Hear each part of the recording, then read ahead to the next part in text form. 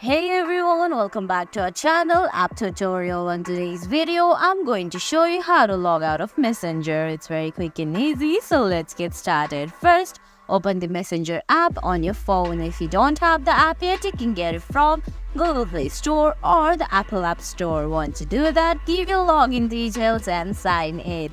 Now on the screen you can see your old chats, and at the top right corner there is a create new message option, and at the top left corner you can see the little hamburger menu. Select it. Now select the settings.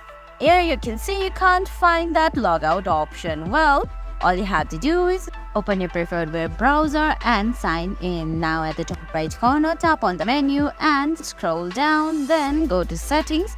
Under settings, you have to go to password and security.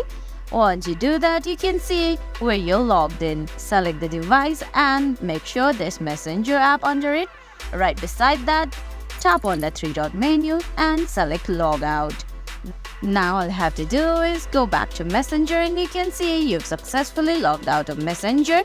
All you have to do is go back, and on the web browser you can log out easily by tapping on that hamburger menu and selecting Logout at the end of the screen, then selecting yes. And guys, that's it.